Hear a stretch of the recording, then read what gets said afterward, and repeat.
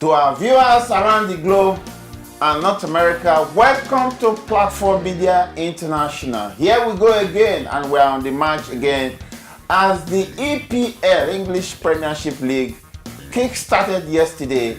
And of course, you know that the English Premiership has the intensity, the attraction, and everything that comes with soccer, and they didn't disappoint. Let me welcome my very good friend Opone Yamabo to the program. Opone, welcome to the new season of English Premiership. We are excited, just as I'm excited, aren't you? Yeah. Welcome. And of course, it was all excitement yesterday. And in North America, husbands will be waking up early in the morning now to watch the English Premiership. In Nigeria, one of my friends called me to say our husbands are out of the home again because English Premiership has started. Because husbands will be out of home watching. And in North America, the wives or husbands will not get the necessary early morning cuddle anymore because English Premiership is on, right? Yeah. So it brings all the attraction. And yesterday, as they started, it didn't disappoint at all. Arsenal versus Leicester City opponent, did it disappoint? No. No, it didn't disappoint. No. That was marvelous. It was very, and it was also good. a goal feast. 7 goals in one match. And Arsenal, we thought, struggled. You know, the match came like their usual season. Started well, fumbled at the middle, and finished well. Don't you think so? Yeah, that's why we say the English league. You know what is coming. You can see what is coming. You don't know what it's going to get. That's why. At a point, I thought Arsenal lost it because they scored. Leicester City went up by 2 goals up. Arsenal equalized. Leicester City came back and led. And then Arsenal finished up very. Yeah, at a point he gambled. That was not his home game, first game. That's all he do. I thought that was going to be sad for Arsene Wenger because people were going to carry placard yesterday. Supposedly Arsenal lost. Oh man, that was a big surprise, a big relief for Arsene Wenger. But again, Lacazette that they bought for £54 million, did it disappoint? Opponent, did they? No, he didn't disappoint, and he was close to something I was looking for. Yeah, I'll give him a 7.75 for now. It was close to what I was looking for, making those short runs, dashes, holding the ball, quick turns, those kind of things I want from him. That will make if Arsenal get a player, a striker that plays like that, it makes it easier. Because one thing you got to understand sometimes, people say about Guru, oh, Guru doesn't do this. Oh, the midfielder doesn't give Guru ball. No, it's not about that. As a forward, you have to present yourself. You have to show yourself. You must be willing to want to get the ball. Then the ball will come. You have to do something. If you're just standing, they don't want to give you the ball. Strikers make midfielders to look good, and midfielders make strikers to look good too. You remind me of one thing, that the 2 attackers for Arsenal, Lacazette, the French attackers, Lacazette and Giroud, they're going to present a handful for defenders this session. Look at the way that Lacazette was running against the defenders. It gave them a lot of pressure. Even off the ball, Leicester City defenders, Morgan and Maguire, they weren't asleep. They were also paying attention. And that gives other attackers chance to explode, right? Yeah, you got to understand, as a forward, even Vardy for Leicester City and Akizaki, that's what they do. As a forward, you don't necessarily, when you pressure defenders, you don't necessarily have to win the ball. What you do, you pushing defenders off the ball. You have to be good. You just put them off, put them into unfavorable conditions, into areas that favors your team. So they're not comfortable. That's all you have to do. Put them in those areas that make them uncomfortable. That's comfortable for your team. If you can do that, then sometimes you relax. Opponent, one thing I want to also say, Kolesic, or what is it, Kolesic, the Bosnia-Herzegovina defender they bought free of charge from Schalke 04 from Germany. The guy presents a lot of promise for Arsene Wenger because he also gave Arsene Wenger an option at the back. The way he was running with Oxlade Chamberlain, it's also present a lot of options to Arsenal coming from the flank, from the left flank. What do you think? Yeah, we saw a lot of upward movement from him, moving up, coming down, coming in sometime, passing the ball. Yeah, but let's put it this way. It's one game. let's not not lose our heads. If a game is used to make a judgment, I think Arsenal, you can say that Arsenal invested wisely in both players, right? Yeah, if you need a game, but like I say, we're going to let these games go on. Then let's see how they're going to adapt, because every team plays differently. As usual, Arsenal defense was woeful. Now, there's something I want to say. I cannot really say Arsenal defense was woeful or that woeful, but what happened was the midfield gave the ball away too much. That was really their problem. If you see the equalizer, Xhaka just give the ball away.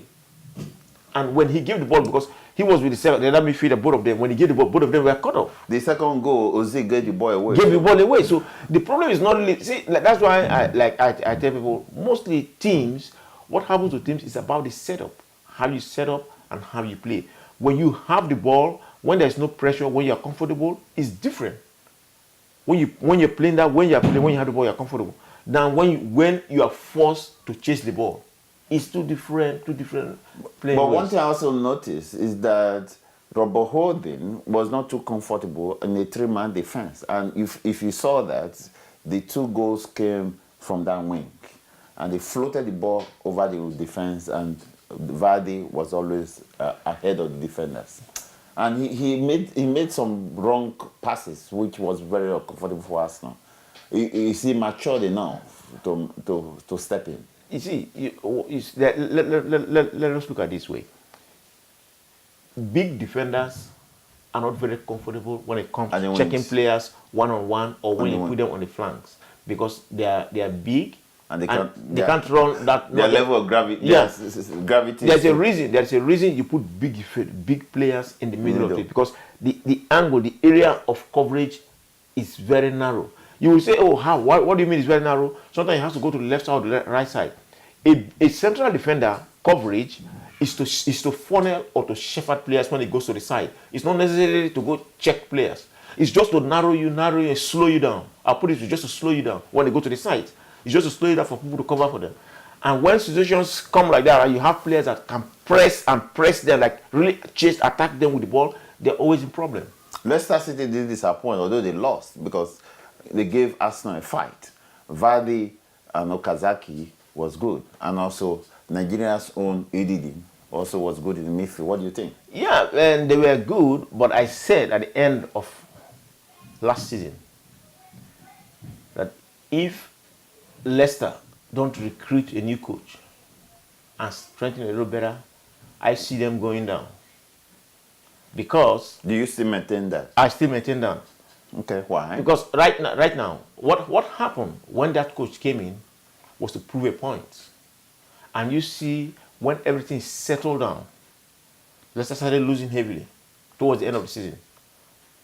When all the hysteria, all the hype, everything went down, when everything came back to normalcy, they started losing. See, there's so much you can do by playing those long balls and running. You saw that they were very, very tired. They were very, very tired. Okay. Towards the end of the game, they were very, very tired. That's why Arsenal had so much. Arsenal had the ball, but towards the Arsenal had so much possession of the game, because then they started making changes and bringing midfielders to try to slow them down, because you can't just play that way. It's difficult. Okay. Arsenal 4, Leicester City 3. Good start for Arsenal and a learning experience for Leicester City. Let's give today's matches. Watford is hosting Liverpool. Surprise? Everton is at home to Stoke City. Huddersfield, the newly promoted team, is away to Crystal Palace. Southampton and Swansea City are slugging it out, and the south of England, Southampton is hosting Swansea City. West Brom is at home to Bournemouth. Chelsea is hosting Burnley FC. And Brighton, the newly promoted team, is hosting the giant Manchester City.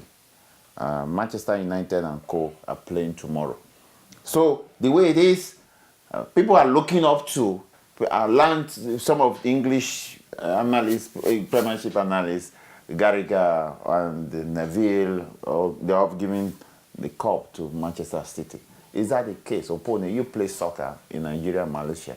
You think Manchester City is going to be an easy ride for Manchester City? I will not necessarily give you anything, but if you ask me, I will say I will look at Man City and Manchester United. Man City, I think those two teams will be very, very, very, very contentious for the title. I don't see Chelsea winning the title this year. And you don't see Liverpool, Arsenal coming tops at all? I still have a problem with Liverpool. My problem with Liverpool is the triangle, the central defense and the defensive midfield. Liverpool have to sort out how to manage that area. They concede too many goals. Their problem is there, that triangle, the two central halves and the holding player. They need to, you see, Matip and Lovren. Lovren and Matip, Lovren and the English guy. What's his name? It's a big. They need to figure out when to go and when to stay. That's something I saw. Sorry, let's take you back a little bit. That's something I saw with Arsenal today. Eneni and Xhaka, they were interchanging, and that at least they were all very present in today's midfield. What Arsene Wenger is still, because Arsene Wenger like to emulate the Spanish way of playing. What Wenger likes to play is he wants all his players to be comfortable on the ball. He was playing like two holding midfielders, but when they're in possession of the ball, one will have to advance a little bit, the other one sits. Which means if they're playing from the left side, the one on the right side will have to drop. So if anything happens, he comes to cover. If they go on the right side, this one drops. So it's like.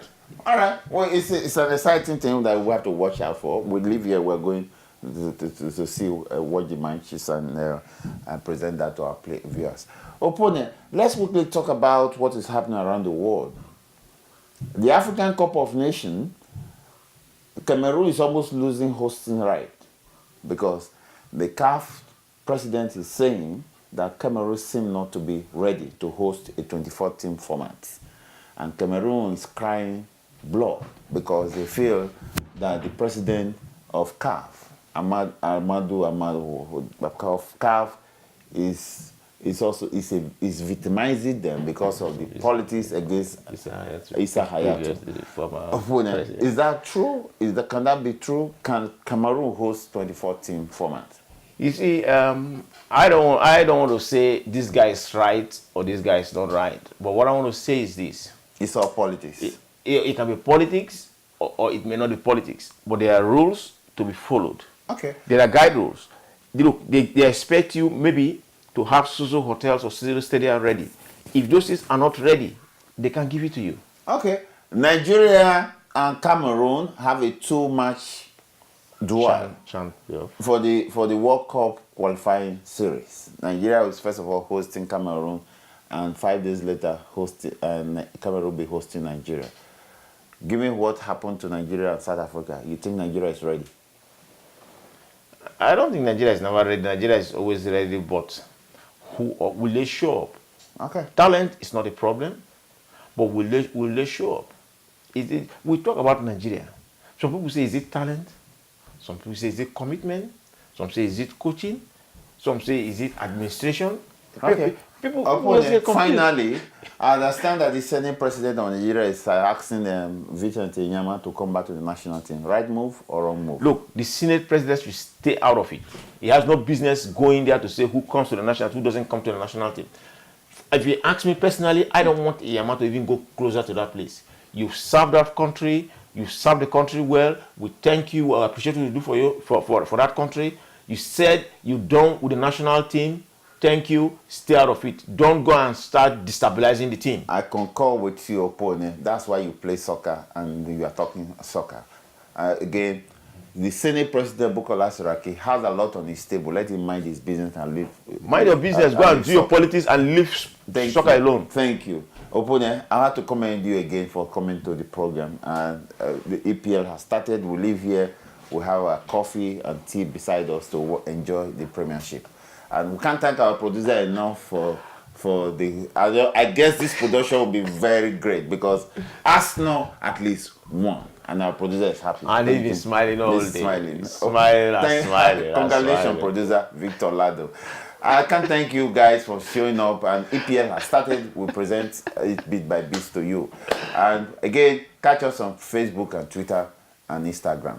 And business partners, call us. We're waiting because we want to do business and give your products a long mileage. I'm yours sincerely, Joe Ehizode, saying have a good night. All right, bye-bye.